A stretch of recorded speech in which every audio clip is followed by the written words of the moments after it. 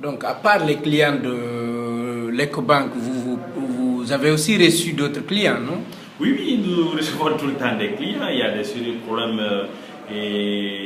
Au niveau de la BADAM, par exemple. Au niveau de la BADAM, exactement. Vous savez, la BADAM est une banque qui est déjà en faillite. Et j'ai même les dossiers ici. Et déjà, les gens ont commencé donc à s'inscrire, à s'enregistrer au niveau de l'AGUB. Donc, nous devons très bientôt nous consulter en partie civile pour aller en justice par rapport à ce dossier pour que, enfin, les clients rentrent en possession de l'air dû. Parce qu'on ne peut pas comprendre que quelques années maintenant qu'une banque est allée en faillite, que personne n'a levé le petit doigt pour dire écoutez, il faut que vous remboursez, il faut qu'on rembourse ses clients. Parce que si les clients ils ont accepté donc de venir souscrire dans une banque et faire des dépôts, c'est plus qu'ils croient réellement aux institutions de la République. Alors, si cela, d'une manière ou d'une autre, n'est pas honoré, et bien entendu, l'État devrait, à travers la Banque centrale, bien entendu avec la Direction nationale de supervision bancaire, et revoir cette situation, et même l'État au plus haut niveau, pour que les clients rentrent en possession de leurs biens, ou bien c'est les clients qu'on est en train d'appauvrir. Et donc, pour ce faire, actuellement, les clients sont en train de revenir au sein de la GUB, à la direction ici, et s'enregistrer.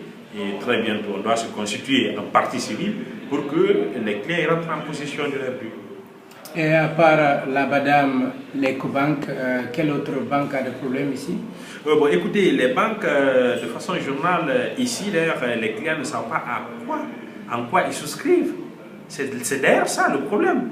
Et aujourd'hui, il n'y a pas de comparatif. Le client ne sait pas réellement quand je souscris à tel produit, ça doit me coûter quoi. Alors, à un moment donné, Vous pensez que les agents des banques ne font pas assez pour... Oui, oui, écoutez, monsieur Baldé, il y a assez d'arnaques aujourd'hui au sein de nos établissements bancaires. D'ailleurs, c'est ce qui résulte le taux de la bancarisation, la faiblesse du taux de la bancarisation en Guinée. Vous vous souviendrez dans l'ordre de 6 à 7%. Et en principe, cela est très grave. Mais de passage, il faut rappeler, bien que la bancarisation en Guinée elle est très faible, mais nous avons des banques qui sont affiliées à d'autres banques à travers le monde, qui sont donc l'une des banques les plus riches de la sous-région, bien que la bancarisation quand même est faible. Alors comment vous expliquer cela?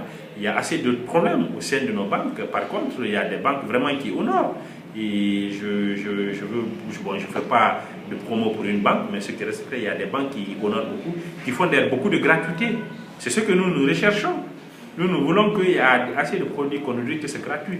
Par exemple, dans une banque, dans l'agence où le client il a souscrit, qu'on nous dit, écoutez, quand le client fait un retrait dans cette banque, que c'est gratuit, ça c'est des avancées. C'est des avancées donc, qui peuvent encourager d'autres citoyens à venir souscrire. Est-ce qu'il n'y a pas d'harmonie entre les banques par rapport à ces propositions-là? Oui, voilà, justement, et vous savez, c'est vrai, il y a une association qu'on appelle l'APP, l'association professionnelle des banques, qui défendent donc les intérêts des patrons des banques, c'est vrai, mais au-delà de ça, je pense qu'on devrait voir l'intérêt supérieur des déposants, c'est extrêmement important. Et je pense que la Banque centrale aussi doit jouer un rôle extrêmement important par rapport à cette régulation. À ma foi, qui tarde maintenant, bien que M. Nabé fait assez d'efforts, nous savons qu'il a hérité d'une situation, mais qu'il va essayer de revoir cette situation, puisque nous pensons qu'il y a quelque chose qui se coordonne au sein de nos établissements bancaires à la République de Guinée, qui est excessivement très grave. Et bien si ça continue, nous verrons une bancarisation qui va chuter au-delà de 6 à 7%. Justement, il se trouve qu'à chaque fois qu'il y a vol dans les marchés et même dans les familles, on parle de sommes astronomiques. Oui, oui, et nous avons, par rapport à cette question, vous parlez justement de la sensibilisation pour accroître la bancarisation. Nous avons fait tout récemment une enquête par rapport à cela.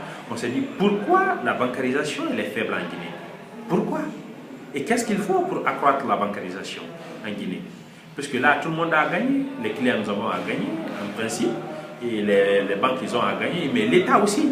Il s'est trouvé qu'il y a... Mais justement, quand les banques peuvent fermer comme ça et refuser de rembourser les clients, c'est difficile pour ceux qui en ont des sous d'aller vers les banques. Oui, mais justement, c'est ça, je vous parlais d'elle, c'est à cause de ça. Et donc, il y a un manque de confiance entre les clients dans nos banques et les banques elles-mêmes, les établissements bancaires. Ce qui fait que les clients n'ont pas confiance. Nous, tout récemment, j'ai animé un point de presse dans un centre commercial à Madina, où j'ai fait comprendre aux commerçants qu'ils acceptent d'aller souscrire. Et donc, qui m'ont dit, écoutez, et nous le plus souvent, nous sommes victimes d'arnaque, ou bien sinon que nous souscrivons dans une banque, on se demande même comment ça fonctionne. D'où d'ailleurs l'importance aujourd'hui en Guinée, c'est impératif, il faut mettre un bimanteau tarifaire en place.